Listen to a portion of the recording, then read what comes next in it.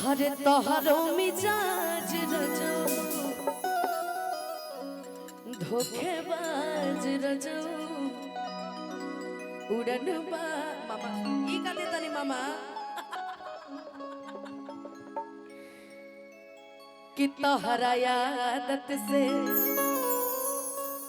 हो जाए नाराज रजो धोखेबाज रजो उड़न बाज रजो मधी मधी चले के बाद हमने क्या फर्स्ट वाला ढेर दिन लगा लेनी अपने धीमे धीमे गाएंगे छाने छाने बदले छाने छाने बदले छाने छाने बदले तोहरो मिजाज रजो धोखेबाज रजो उड़न बाज रजो धोखेबाज रजो उड़न बाज रजो तोहरा आदत से तोहरा आदत से तोहरा मतलब तोहरा बाबूजी के तोहरा आदत से हो जाए नाराज रजो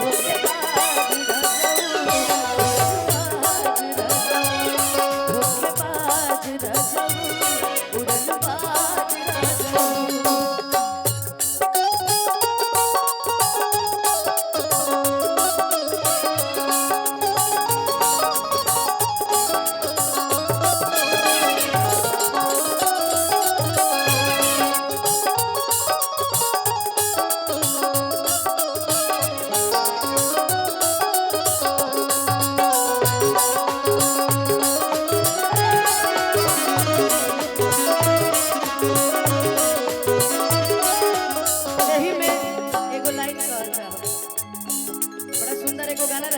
प्यार में तोहरा पिटाइल बानी घर से नहीं कि मिलत बाबूजी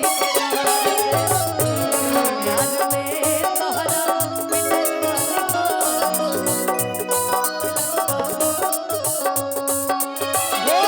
गिर गईनी हम तो सब का नजर से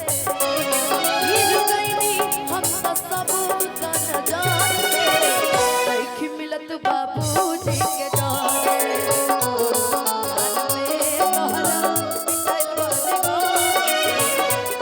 लेकिन सुदर्शन भैया बताओ हमरा सुदर्शन याद आवता हम बुझा रहल बा कि किनका चेला है अच्छा जितेंद्र भैया विनोद भैया की तरफ से बा ठीक हमारे जितेंद्र भैया जितना आज हीरा बनी लो काहे कही अहिरे के सामने अहिरे के बारे में बुझिया मत कि हम पागल हई हम संतोष पागल ना हई लेकिन हमार भाई बहुत प्रेम रउआ से बड़ा बड़ा विनोद भैया रउआ से बड़ प्रेम करेला जितेंद्र भैया और रउआ दिल में रख ले बा लेकिन एगो को लाइन कहो ना भैया कवन कमी रहे हो कवन कमी रहे अनुपमा यही कि कवन कमी रहे अनुपमा यही में नहीं खुद तक दीर में ये प्यार में कहला पिटाइल वाली घर से नहीं कि बाबूजी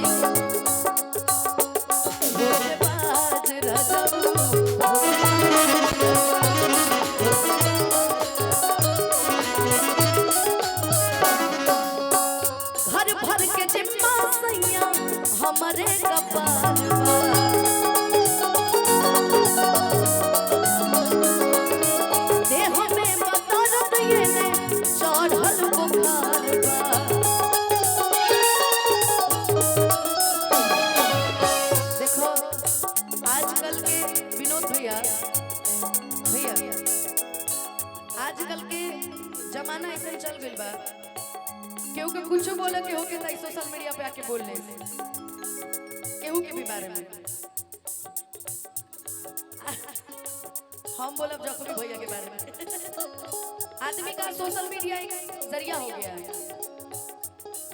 दुनिया अपन नहीं की देखो कि अपना घर में रोटी दाल चावल बाकी ना बा, दूसरा के घर में जरूर झांकता है। मैंने जो मेरे से बड़ा है उसका हमेशा आजीवन में सम्मान करूंगी, इसकी कोई बड़ी बात नहीं है। मगर बड़े होने का दायरा अगर इंसान भूल जाए तो अगर हम भी भूल जाएंगे तो आप में हमारे में अंतर क्या रह जाएगा। आप हमारे बड़े थे, बड़े हैं या बड़ी है, कोई भी हो। कुछ लोग जो हमारे से बड़ी है या बड़ी बन रही है या बड़ी है भी, बड़े बने रहिए, लेकिन हमारे जीवन में इशारे में कुछ बोलने की जरूरत नहीं है।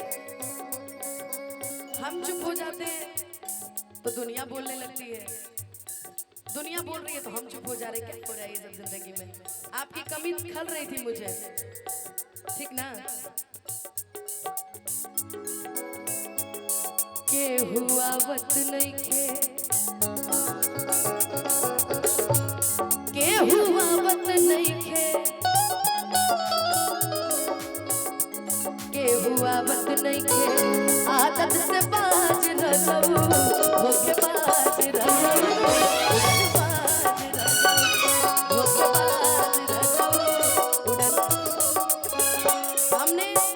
अपने जीवन में लोगों से यही सीखा कि बेशक पलट कर जवाब मत दीजिए। मैंने यही सीखा एक चीज कि बेशक आप दुनिया को पलट कर जवाब मत दीजिए ऋतु जी, लेकिन आप अगर जवाब नहीं देंगे ना तो दुनिया अपनी लिमिटेशन भूल जाती है। इसलिए समय समय पर जवाब देना बड़ी जरूरी बात। बुझात रहे के रूप में ये तो गूंग भी बोलबे न करी, बोली ना बाकी जाए दो। छाने छाने बदले तोहरो मिजाज रखो